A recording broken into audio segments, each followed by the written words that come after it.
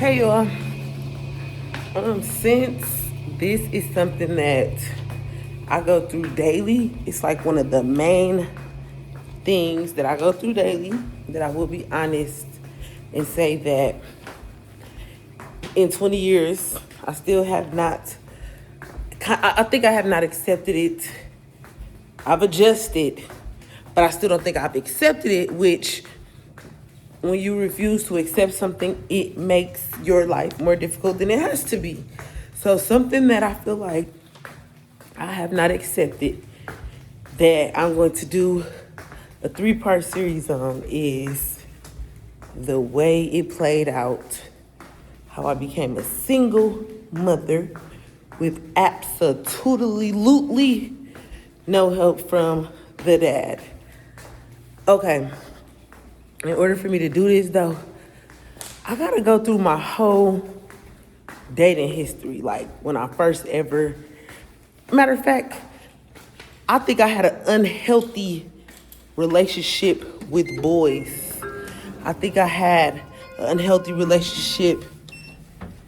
I think I had the wrong idea of how the relationship should go between a man and a woman, because I didn't have that in my household to be able to see how two loving people, a man and a woman, acts towards each other. I had nothing to go based on.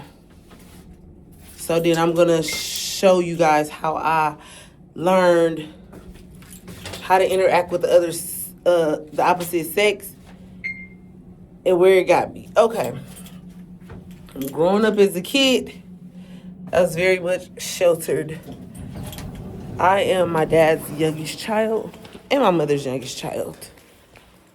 So I just was the baby. My dad had me when he was 40 years old. So by the time I'm like 11, 12, 13, trying to play outside, my dad is a 53-year-old man. So he's very just like strict and protective, and I'm sheltered. I wasn't allowed to talk to boys over the phone.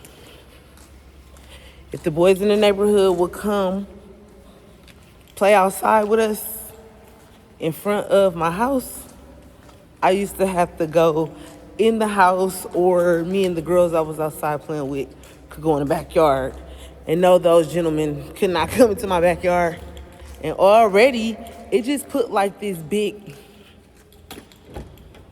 separation and division between me and a boy, and I guess it probably made me, ouch. It could have potentially made me curious to see, like, well, what's so wrong that you don't want me to talk to boys? So already, I think that's when the unhealthy idea of how a relationship should go with the boy, I think I was already confused by that, because I didn't understand the big deal about like why I couldn't play with boys outside. Only girls. So, and remember, I didn't have the mom and the dad in the same household showing each other love, teaching me how a man and a woman should interact a healthy way for them to healthily love each other. So, I don't even know if healthily is a word, but I think y'all know what I mean. But anyway, now you got this little girl, don't have a mom and a dad. I take that back. My dad was married, so I had a 2-parent household up until I was 12 years old, but it wasn't a healthy one because they got a divorce. But prior to that, my dad had me with another woman and brought me home to his wife and family. And so, matter of fact, his live-in woman, because they got married after that. Okay. So I'm lacking how it should look, the healthy relationship between a man and a woman. And then I'm also not allowed to play with boys. So I'm getting confused on what's the big deal. 8th grade graduation. Because like if I would get caught talking on the phone to a boy, I would like get in trouble and not be able to be on the phone. I used to like sneak and talk to boys on the phone. Cause I'm like, a girl want to talk to a boy on the phone. But anyways, oh, look how that sun. Okay, hopefully that stays away. Okay. 8th grade graduation. At the graduation, my dad tell the boys in my class, now y'all can call the house. I don't mind if y'all call the house. I was given permission to talk to a group of boys that I went to school with from K4 to 8th grade. And then now we was graduated, so I guess he like, well, these became childhood friends so they could talk. So whatever, I talked to one of them. One of them, me and him liked each other. And so like, I don't know, we had our little kitty crush. We'll just call it a crush because it wasn't a relationship. But like my friend dated his friend and we went to the movies one time.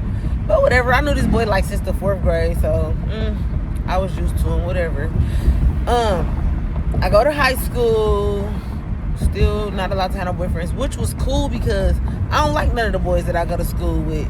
So now I'm older, I'm around boys, whatever. My classmate in the 8th grade, she had a couple 8th grade parties and boys used to be there. And we used to, be dancing with the boys or whatever. So it's like I'm having small interactions with boys, but nothing for me dating or nothing like that. So I take that back. I probably used to sneak and get on the phone with a boy here and there, but nothing serious. High school comes, I don't like none of those boys. They just school boys. They just classmates. I don't like none of them. I don't date nobody at the school. Here's where things take a different turn. All these boys I went to school with, grew up on the neighborhood with, some of them would like me. I'd be like, I wasn't really paying them no attention. I never really liked none of those boys. I honestly can remember my first time that I saw what we would call a gangster. I was so amazed, like, oh my goodness, where did he come from? Where he be at? How's his way of life like? I was so astonished and amazed by this street guy. So instantly I knew what my type was. I knew it wasn't them boys I went to school with. I knew I ain't like me no schoolboy. They was boring and not interested to me. I think I like to be I like to live on the edge, and I was a thrill seeker, and I lived for excitement.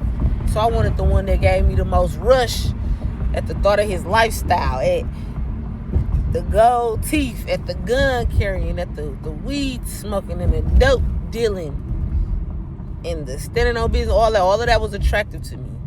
But they do have a saying that the same thing that make you laugh, make you cry.